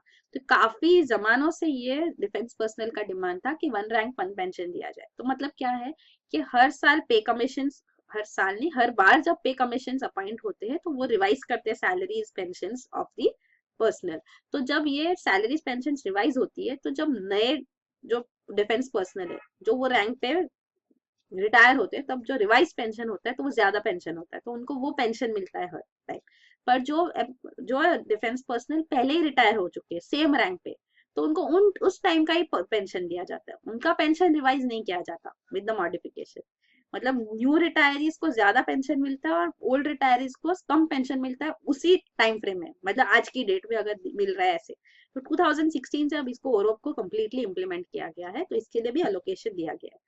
क्योंकि ये huge burden on the expenditure होगा तो इसलिए इसको नहीं इम्प्लीमेंट किया गया था, पर अब ये ब्रेव डिसीजन लिया गया है। ये इवन यूपीए टाइम पे डिमांड था, तब बीजेपी ने इनको कम्प्लीटली सपोर्ट किया था डिफेंस वेटरन्स को कि ये जब वो पावर में आएगी तो इम्प्लीमेंट करेगी, और ये किया गया है। फिर अगला न्यूज आइटम है सेफ्टी कम्स फर्स्ट, ई टिकट्स गेन ट्रैक्शन। तो रेलवे बजट जो मेन बजट के साथ सब्ज्यूम किया गया है, तो इनके 12 पॉइंट्स दी गई थी on railway budget in the main budget. तो गवर्नमेंट ने अनाउंस किया कि वो चाहते हैं कि इन्वेस्टमेंट सिनर्जाइज हो, मतलब सारे ट्रांसपोर्टेशन सेक्टर्स में इन्वेस्टमेंट्स हो, railways, roads, waterways, civil aviation. तो फॉर रेलवेज वो कह रहे हैं हम फोकस करेंगे on improving railway safety, number 1, pushing digital transaction, listing railway PSUs जो हमने ऑलरेडी देखा, 3 पीएसयूज लिस्ट की जाएगी। फिर चौथा है सेटिंग कॉम्पिटिटिव रेल फेयर्स। तो ये 4 ऑब्जेक्टिव्स हो गए, फोकस एरियाज हो गए। और इंडियन रेलवेज के लिए उन्होंने कहा है फोकस एरिया वही पैसेंजर सेफ्टी रेलवेज को लानी है, कैपिटल एंड डेवलपमेंट वर्क्स करने हैं, क्लीनलीनेस लाना जरूरी है, और फाइनेंस एंड अकाउंटिंग रिफॉर्म्स। तो अब इसके लिए हमने ऑलरेडी देखा, और रेलवे सेफ्टी जो पहला है राष्ट्रीय रेल संरक्षा कोष के लिए अनाउंस किया गया with a corpus fund of 1 lakh crore for 5 years। तो ये अनिल काकोदकर कमेटी जो थी ऑन रेलवे सेफ्टी, उन्होंने ये एग्जैक्ट रिकमेंडेशन दिया था कि एक फंड एस्टेब्लिश किया जाए जिसके लिए 1 लाख करोड़ लगेगा पैसा फॉर 5 years। तो ये रेलवे सेफ्टी के लिए जो इनिशिएटिव्स लेने हैं, जैसे कि एडवांस सिग्नलिंग सिस्टम जो यूरोप बेस्ड सिस्टम है वो सिस्टम लाया जाए all over India railway system में। फिर लेवल क्रॉसिंग्स जो है मैंड हो या अनमैंड उनको सबको एलिमिनेट करना है। इवन जो एलएचबी कोचेस लाने चाहिए, जो आईएससीएफ कोचेस है वो एफिशिएंट नहीं है, एलएचबी कोचेस हमने काफी बार डिस्कस किए, तो वो एलबीएच कोचेस लाने हैं, वो एक इनिशिएटिव लिया जाएगा। देन दूसरा है एलएचबी कोचेस, सॉरी। फिर अगला है बजटरी सपोर्ट, इसके लिए 1 लाख करोड़ नहीं, फिलहाल के लिए इनको 5000 करोड़ दिया गया है, और 20,000 करोड़ ये साल के लिए इसका अलोकेशन है। तो 5 years मतलब इस साल का 20,000, तो 5,000 गवर्नमेंट दे रही है, बाकी का वो कह रही है कि रेलवेज अपने रिसोर्सेज से फंड अरेंज करे। फिर ई टिकट्स के लिए हमने ये भी देखा कि सर्विस चार्ज को वेव किया गया है, वो सर्विस चार्ज विड्रॉ किया गया है। तो एट प्रेजेंट वो कहते हैं 68% ऑफ रेल टिकट्स आईआरसीटीसी से ही ई टिकट्स बुक होती है। फिर 3 PSUs जो है रेलवेज की, उनको लिस्ट किए जाएंगे on the stock exchange. New formula for setting fares for passengers and commodities, इसके लिए इनिशिएटिव लिया गया है। तो वो कह रहे हैं कि सारे फैक्टर्स कंसिडर करने हैं for setting fares for passengers as well as freight charges जो है कमोडिटीज गुड्स ट्रांजेक्शन के लिए। तो कॉस्ट आएंगे, quality of service, social obligation है वो कंसिडर भी किया जाएगा, and competition from other forms of transport. इन सबको कंसिडर करके टैरिफ्स रैशनलाइज किए जाएंगे। क्लीनलीनेस के लिए उन्होंने कहा है कि सारे रेल कोचेस में बायो टॉयलेट्स होंगे बाय 2019। फिर सॉलिड वेस्ट डिस्पोजल प्लांट्स भी, biodegradable waste to energy plants establish किए जाएंगे at railway station, Jaipur, New Delhi along with और 5 स्टेशन में ये लाया जाएगा। सोलर पावर यूज किया जाएगा एट 7000 रेलवे स्टेशन। तो ये इनिशिएटिव्स भी लिए जाएंगे। और ये है ऑपरेटिंग रेशियो। तो रेलवेज का ऑपरेटिंग रेशियो जो है ये financial performance of Indian railways का एक मेजर है। तो लोअर रेशियो का मतलब है बेटर एफिशिएंसी। मतलब अभी ऑपरेटिंग रेशियो 2016-17 में 94.9% है। इसका मतलब कि 1 रुपया अर्न करने के लिए उनको 94.9 पैसा डालना पड़ता है, स्पेंड करना पड़ता है। तो ये ऑपरेटिंग रेशियो मतलब जितना कम होगा उतना ज्यादा अर्निंग्स है मतलब रेलवेज की। तो ये पिछले साल 90.5% था, और इस साल इतना ज्यादा इंक्रीज हुआ because of the implementation of 7th पे कमीशन रिकमेंडेशंस। तो 7th पे कमीशन ने ये रिकमेंड किया कि सैलरीज हाइक हो, और railways is the largest employer in the country. तो इतने सारे एम्प्लॉयज है रेलवेज की, तो इतना सारा जब सबकी सैलरीज इंक्रीज होगी तो of course cost of expenditure of the railways will increase. इसीलिए पिछले साल 90.5% ऑपरेटिंग रेशियो से इस साल 94.9% हो गया है। फिर अगला आइटम है एक्सपर्ट्स से budget has ignored green agenda. तो बजट 2016-17 में एनवायरमेंट रिलेटेड ज्यादा मेजर फैक्टर्स नहीं अनाउंस हुए, कुछ इनिशिएटिव्स। तो 2 इनिशिएटिव्स जो अनाउंस किए मेजरली वो ये है कि 20,000 मेगावाट का solar power generation capacity setup किया जाएगा। इंपोर्ट ड्यूटी ऑन LNG कम की गई है। तो ये इनिशिएटिव्स लिए गए हैं। पर कार्बन सिक्वेस्ट्रेशन के लिए, carbon sequestration through forest enhance करने के लिए कोई इनिशिएटिव्स अनाउंस नहीं किए गए। तो कार्बन सिक्वेस्ट्रेशन का मतलब होता है carbon absorption, carbon dioxide absorb करना एनवायरनमेंट में से। तो ये प्लांट्स जो है ट्रीज वो फोटोसिंथेसिस कार्बन डाइऑक्साइड एब्जॉर्ब करते हैं। तो ये इसको कार्बन सिक्वेस्ट्रेशन थ्रू फॉरेस्ट्री कहा जाता है। तो ये जो कार्बन है ये स्टोर किया जाता है। तो जब प्लांट्स डेड लीव्स ब्रांचेस भी है तो कार्बन में कंटेंट होता है, ये जब भरी हो जाते तो they are covered with tidal waters भी, एंड ऑक्सीजन पुअर एनवायरनमेंट में इनका स्लो ब्रेक डाउन होता है और यहाँ पे कार्बन स्टोरेज हो जाता है। तो इसको कार्बन सिक्वेस्ट्रेशन कहते हैं। तो काफी सारी टेक्निक्स होती है, एक टेक्निक है थ्रू अफॉरेस्टेशन। फिर लास्ट न्यूज आइटम ये बजट के रिलेटेड है, Nirbhaya fund. Nirbhaya fund will be strengthen. तो इनका अलोकेशन 9 टाइम्स इंक्रीज किया गया है। तो this is for strengthening women security, and this allocation is to Delhi police. तो दिल्ली पुलिस इसके लिए इनिशिएटिव्स लेती है, और ये वुमेन्स हेल्पलाइन जो है उसको एनहांस करने के लिए, मोबाइल ऐप को फर्दर मॉडर्नाइज करने के लिए यूज किया जाएगा to reach women in distress at the earliest possible time. तो ये निर्भया फंड को भी अलोकेशन एक्सपांड किया गया है। ये है बाकी यूनियन बजट के जो हमने अभी डिस्कस किए सारे points in as a gist of it. तो ये आप देख सकते हैं। फिर बाकी जो न्यूज आइटम्स है अपार्ट फ्रॉम बजट वो हम देख लेते हैं। तो ये है pandemonium in Jammu and Kashmir assembly over article 370। तो जम्मू एंड कश्मीर लेजिस्लेचर दोनों हाउसेस को एडजर्न किया गया because ruling party opposition party में धमाल हो गई, फर्नीचर्स फेंके गए एक दूसरे पे। तो दिस वाज ऑन आर्टिकल 370। तो आर्टिकल 370 स्पेशल स्टेटस जो दिया गया है फॉर जम्मू एंड कश्मीर। तो चीफ मिनिस्टर महबूबा मुफ्ती ने दो दिन पहले ये स्टेटमेंट भी दिया था कि जो आर्टिकल 370 को अपोज कर रहे हैं वो एंटी नेशनल है। तो ये रिमार्क की वजह से भी काफी बवाल हो गया। बीजेपी लीडर को एंटी नेशनल कहा जा रहा है ऐसे क्लेम किया जा रहा था। तो स्पेसिफिकली उन्होंने किसी का नाम नहीं लिया, पर ये आर्टिकल 370 बीजेपी अपोज कर रही है और ये कॉन्स्टिट्यूशनल प्रोविजन है। तो बीजेपी रूलिंग कोलिशन पार्टनर है। तो चीफ मिनिस्टर महबूबा मुफ्ती, इनकी पार्टी है PDP, पीपल्स डेमोक्रेटिक पार्टी, और जम्मू एंड कश्मीर में इन पावर अब है कोलिशन PDP और बीजेपी की। तो this is an uncomfortable alliance, but power के लिए ये जो इनिशिएटिव लिया गया तो अपोजिशन भी काफी इनके अगेंस्ट है।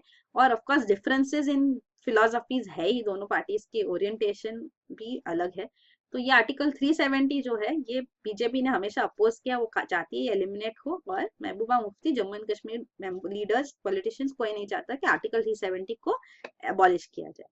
तो आर्टिकल 370 कॉन्स्टिट्यूशन में इसलिए इंक्लूड किया गया कि ये special status Jammu and Kashmir को दिया गया, क्योंकि जो इंस्ट्रूमेंट ऑफ एक्सेशन साइन किया गया था विद महाराजा हरि सिंह, तो वो जल्दबाजी में किया गया था, रेफरेंडम नहीं हुआ था इन जम्मू एंड कश्मीर। तो जम्मू एंड कश्मीर पीपल का कोई से नहीं लिया गया कि वो इंडिया को ज्वाइन करना चाहते हैं या पाकिस्तान को, क्योंकि पाकिस्तान आर्मी ने एनक्रोच करना शुरू कर दिया था, पीओके पूरा पाकिस्तान के पास चला गया बिकॉज ऑफ दैट। तो इस कंडीशन में महाराजा हरि सिंह ने हेस्टिली इंडिया के साथ इंस्ट्रूमेंट ऑफ एक्सेशन साइन किया। तो वही प्रोविजंस कॉन्स्टिट्यूशन में भी इंक्लूड किए गए अंडर आर्टिकल 370। तो defence related, foreign affairs related, finance और कम्युनिकेशन, ये सारे एरियाज में जो भी लॉज होंगे वो जम्मू एंड कश्मीर को अप्लाई करेंगे। बाकी जो इंडियन लॉज बनते वो जम्मू एंड कश्मीर को तभी अप्लाई करेंगे जब जम्मू एंड कश्मीर गवर्नमेंट उनको अप्रूव करेगी। तो ये आर्टिकल 370 के अंदर प्रोविजन है मेजरली। इवन सेपरेट कॉन्स्टिट्यूशन है। Jammu and Kashmir is the only state in India which has its separate constitution. Jammu and Kashmir citizenship भी रिकॉग्नाइज की जाती है। Even for outsiders land, buying land in Jammu and Kashmir is not allowed. तो ये सब भी प्रोविजंस है which are possible because of article 370। फिर अगला न्यूज आइटम है steps to block sexual videos on social media. तो सुप्रीम कोर्ट ने सेंटर से डिमांड किया था कि क्या स्टेप्स लिए जा रहे हैं। तो सेंटर ने कहा है कि बजटरी एलोकेशन किया गया है, तो स्पेशलाइज सेंट्रल इंस्टीट्यूशनल मैकेनिज्म बनाया जाएगा to curb sharing of sexual offences videos on social networking website. तो साइबर क्राइम चेक करने के लिए ये इनिशिएटिव लिया गया है। तो इंटरनेट मेजर्स को कहा गया था कि जैसे Google India, Yahoo India, Microsoft India और फेसबुक जो है, तो इनको नोटिस इशू की गई थी बाय सुप्रीम कोर्ट के ये ऑटो ब्लॉक करे कंटेंट को, पर इन्होंने कहा कि ये पॉसिबल नहीं है उनके लिए कि ऑटो ब्लॉक किया जाए। तो इसीलिए गवर्नमेंट अब इनिशिएटिव्स ले रही है।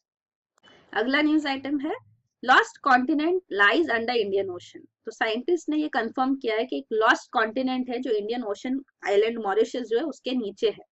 तो सुपर कॉन्टिनेंट गोंडवाना जब ब्रेकअप हुआ था, गोंडवाना लैंड, तो अफ्रीका, ऑस्ट्रेलिया, इंडिया और सारे ये कंपोनेंट्स बने। तो इस टाइम पे एक पार्ट अंडरग्राउंड चला गया, अंडर द वाटर चला गया, means it's lying below Mauritius. तो ये कैसे प्रूव हुआ है? By studying zircons. तो ज़रकॉन्स जो है ये जो वॉल्केनिक इरप्शंस होते हैं तो उसमें जो रॉक्स बाहर निकलते हैं तो ये मिनरल्स होते हैं ज़रकॉन्स। तो ये जनरली ग्रेनाइट में पाए जाते हैं। तो ये ज़रकॉन्स जो स्टडी किए गए फ्रॉम मॉरिशस वॉल्केनिक इरप्शंस, उनमें traces of uranium, thorium, lead ये सारा पाया जाता है। तो इनके जो डेटिंग की गई तो दैट इज क्वाइट ओल्ड। तो मॉरिशस के एज से भी काफी पुराना है ये। तो ये जो है अंडरलाइंग आइलैंड के से आ रहा है, लॉस्ट कॉन्टिनेंट से आ रहा है, ये क्लेम किया जा रहा है कि मॉरिशस के नीचे एक लॉस्ट कॉन्टिनेंट प्रेजेंट है under the Indian ocean, in the Indian ocean. तो ये इस बारे में है। लास्ट न्यूज आइटम है eating lychees and skipping meals kills children in Bihar, finds study. तो ये एक team of researchers from USA and India, इन्होंने मिलके ये रीजंस फाइंड करने की कोशिश की है कि बिहार में मुजफ्फरपुर में अनएक्सप्लेन्ड इलनेस की वजह से बच्चे, 15 साल और कम एज के बच्चे सफर कर रहे हैं। काफी लोग मर भी गए during the summer by consumption of litchi. तो उन्होंने लिची फ्रूट खाया, स्टडी में सामने आया कि उन्होंने लिची फ्रूट खाया और इवनिंग मील स्किप कर दिया। तो इसकी वजह से उनका ब्लड ग्लूकोज लेवल काफी लो हो गया। तो उनको उनके अक्यूट एंसेफेलोपैथी ये डेवलप हो गई। तो ब्रेन फंक्शनिंग इसमें सफर करते और इस वजह से उनको सीजर आते, कोमा में जाके वो काफी लोग मर भी गए। तो ये क्यों हुआ? क्योंकि लिची फ्रूट में एक टॉक्सिन्स अवेलेबल है, हाइपोग्लाइसिन ए और एमसीपीजी। तो ये नेचुरली प्रेजेंट है लीची फ्रूट में। तो ये एंजाइम्स को ब्लॉक करते हैं जो नॉर्मल ग्लूकोज मेटाबॉलिज्म में इन्वॉल्व होते हैं। तो ये इस वजह से ग्लूकोज सिंथेसिस नहीं हो पाया, जिससे ब्लड शुगर लेवल कम हो गया और फिर इवेंचुअली ब्रेन पे अफेक्ट होके ये सिम्टम्स और ये कंडीशन डेवलप होती है। तो ये अनराइप लीची फ्रूट में ट्वाइस द लेवल होता है ये इस टॉक्सिन्स के। तो ये रीजन है कि स्किप भी किया मील और लीची फ्रूट खाया, उसकी वजह से ये कंडीशन डेवलप हुई। तो वो ये स्टडी में सामने आया है कि ये क्यों हुआ, ये डेथ्स क्यों हुए, क्योंकि हेल्दी चिल्ड्रन थे और अचानक ऐसे डेथ हो गई बाय कंजम्पशन ऑफ लीची फ्रूट। तो ये वो रिसर्च है। तो यही है 2 फेब के न्यूज आइटम्स। Thank you.